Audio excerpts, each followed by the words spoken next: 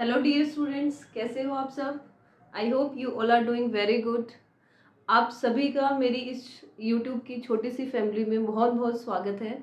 आज हम लोग करने जा रहे हैं क्लास 11th का चैप्टर 18 का financial statement without any adjustment कि फाइनेंशियल स्टेटमेंट को हम कैसे बनाते हैं।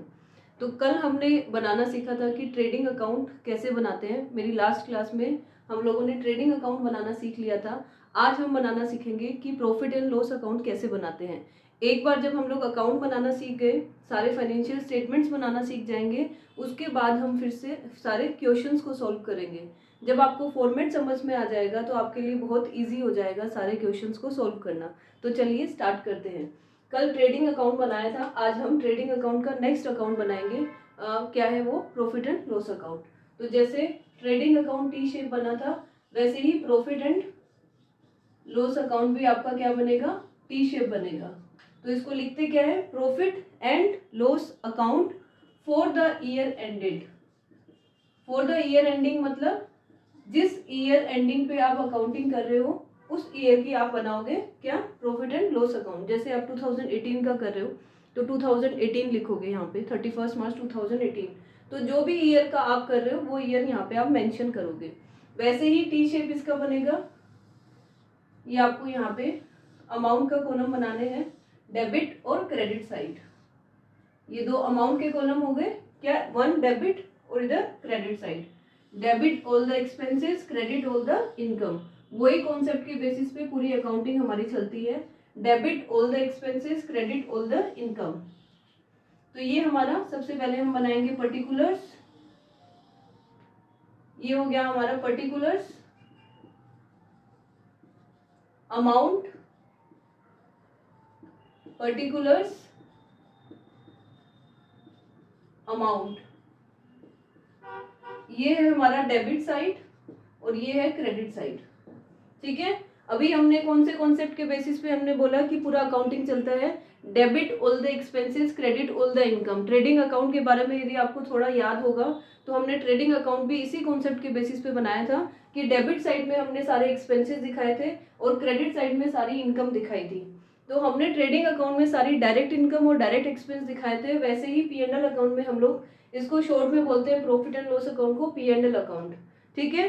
तो प्रॉफिट एंड लॉस अकाउंट में हम लोग क्या दिखाएंगे? जितनी भी इनडायरेक्ट इनकम और इनडायरेक्ट एक्सपेंस होते हैं वो सब दिखाएंगे हम लोग। जैसे ट्रेडिंग अकाउंट में हमने स्टार्टिंग किया था ओपनिंग स्टॉक से। ठीक है।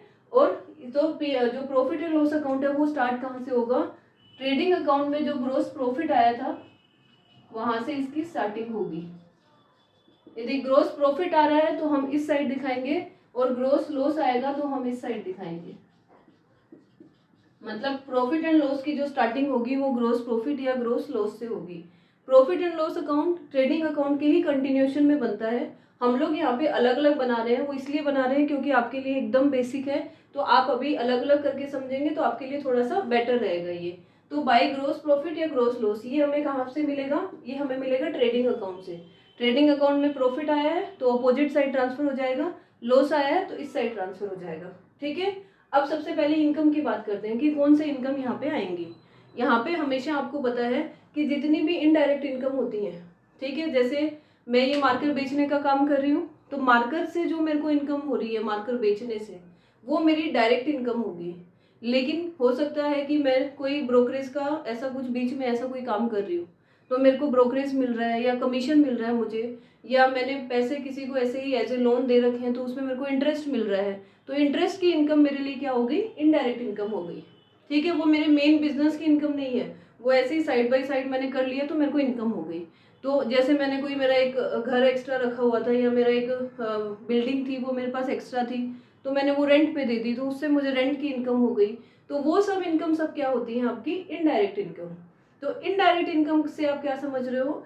इनडायरेक्ट इनकम मतलब वो इनकम जो आपकी मेन जो भी आप बिजनेस कर रहे हो उसकी इनकम नहीं है, आप साइड में कुछ भी कर रहे हो उससे आपको जो अर्निंग हो रही है वो आपकी इनडायरेक्ट इनकम होती है। तो यहाँ पे हम क्या लिखेंगे? By indirect income. Indirect income में क्या क्या आएगा? इनडायरेक्ट इनकम में आपका आ जाएगा इंटरेस्ट रिसीव्ड,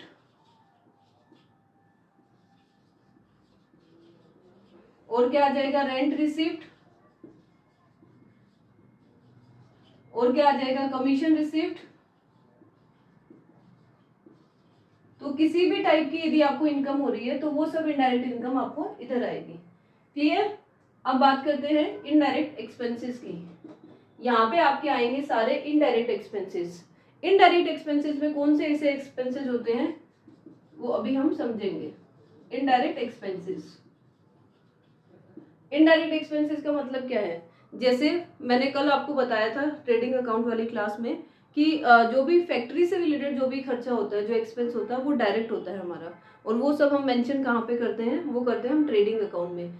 अब ऑफिस से रिलेटेड जितना भी खर्चा होगा वो हमारा इनडायरेक्ट खर्चा होता है, वो हम कहाँ पे दिखाते हैं, प्रॉफिट एंड लॉस अकाउंट में दिखाते हैं। जैसे हमने ऑफिस का रेंट पे किया है, ऑफिस में एम्प्लॉयज रख रखे उनको सैलरी पे की है, ऑफिस को एडमिनिस्ट्रेशन करने का मेरा एक्सपेंस लग रहा है, तो वो सब कहाँ आएगा, यहाँ पे आएगा।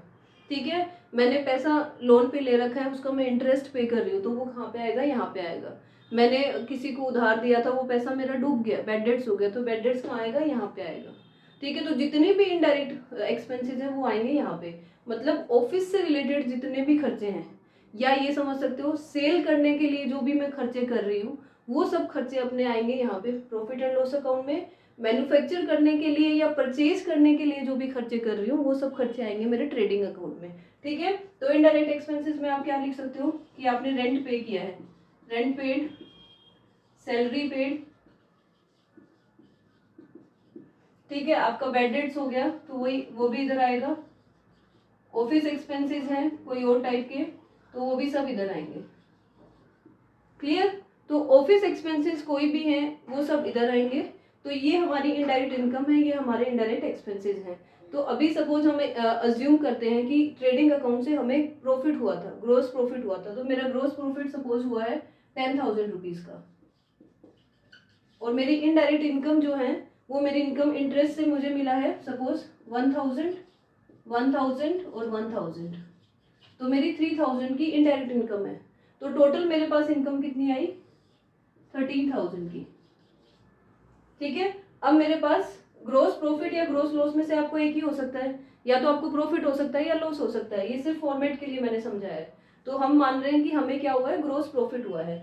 अभी इनडायरेक्ट एक्सपेंस में सपोज मैंने रेंट पे किया है 500 का, सैलरी भी पे की है मैंने 1,000 की, बेड डेट सपोज मेरा हो गया 500 और सैलरी पे कर दी मैंने 1,000 की, तो मैंने टोटल 3,000 का खर्चा किया है और 13,000 की मेरे पास टोटल इनकम हुई है। तो अब हम बोल सकते हैं कि हमारे पास एक्चुअल में नेट प्रॉफिट हो रहा है या लॉस हो रहा है। क्लियर। जैसे हमने ट्रेडिंग का जो रिजल्ट आया था वो क्या आया था, ग्रोस प्रॉफिट या ग्रोस लॉस। ग्रोस वर्ड वहाँ पे यूज क्यों किया था, क्योंकि बहुत सारे एक्सपेंस और इनकम ऐसी थी जो हमने कंसिडर नहीं की थी, तो हम नेट वर्ड वहाँ पे यूज नहीं कर सकते हैं। बट यहाँ पे हमने पूरे सारे जितनी इनकम हो सकती है और जितने एक्सपेंस हो सकते हैं सब हमने यहाँ पे कंसिडर कर लिए। इसीलिए प्रॉफिट एंड लॉस अकाउंट का जो भी रिजल्ट आएगा वो रिजल्ट क्या आएगा आपका, वो रिजल्ट आएगा नेट प्रॉफिट या नेट लॉस। कॉन्सेप्ट वही है, यदि आपकी अर्निंग ज़्यादा है और आपकी इनकम ज़्यादा है और आपके एक्सपेंस कम है तो आपको क्या हो रहा है, नेट प्रॉफिट। तो यहाँ पे क्या लिखोगे, नेट प्रॉफिट। 13,000 माइनस 3,000, ये आ गया आपका 10,000, तो हो गया आपको नेट प्रॉफिट। और वैसे ही यदि आपकी एक्सपेंसेस ज़्यादा हैं और इनकम कम है तो आपका क्या आ जाएगा, नेट लॉस। ठीक है, और ये नेट लॉस या नेट प्रॉफिट को हम लोग क्या करेंगे, ये नेट लॉस या नेट प्रॉफिट हमारा ट्रांसफर हो जाएगा कहाँ पे, बैलेंस शीट में। वो बैलेंस शीट जब बनाना सीखेंगे तो उसमें हम सीखेंगे कि इस नेट प्रॉफिट या लॉस को हम वहाँ पे कैसे ट्रांसफर करते हैं। ठीक है, तो एक बार इसको रिवाइज कर लेते हैं। ट्रेडिंग अकाउंट के बाद में जो बनता है वो बनता है profit and loss account for the year ending. यहाँ पे हम वो लिखते हैं जो ईयर की हम अकाउंटिंग कर रहे हैं। ठीक है, इसका स्टार्टिंग हमेशा या तो ग्रोस प्रॉफिट से होगा या ग्रोस लॉस से होगा। ग्रोस प्रॉफिट से कैसे होगा, यदि ट्रेडिंग अकाउंट में प्रॉफिट हुआ है तो वो प्रॉफिट यहाँ पे ट्रांसफर होगा, ट्रेडिंग अकाउंट में लॉस हुआ है तो वो यहाँ पे ट्रांसफर होगा। ठीक है, अब जैसे हमने अभी कॉन्सेप्ट समझा कि सारे जितनी भी इनकम होती है उसको हम क्रेडिट करते हैं, एक्सपेंसेस को हम डेबिट करते हैं, सेम कॉन्सेप्ट यहाँ पे होगा कि इनकम को मैंने क्या कर दिया, क्रेडिट कर दिया, और जितनी भी इनडायरेक्ट एक्सपेंसेस हैं उनको मैंने डेबिट कर दिया, और दोनों का जो भी डिफरेंस आएगा उस डिफरेंस को मैं क्या लिखूंगी, यदि मेरी इनकम ज़्यादा है एक्सपेंस कम है तो मेरा नेट प्रॉफिट आएगा, तो टू नेट प्रॉफिट, और मेरे एक्सपेंस ज़्यादा है इनकम कम है तो मेरा नेट लॉस आएगा, तो यहाँ पे मैं क्या लिखूंगी, बाय नेट लॉस। ठीक है, आई होप कि ये वीडियो आपको समझ में आया होगा, प्रॉफिट एंड लॉस अकाउंट कैसे बनाते हैं। आपको यदि वीडियो समझ में आया तो please do like share and subscribe my channel. Thank you so much.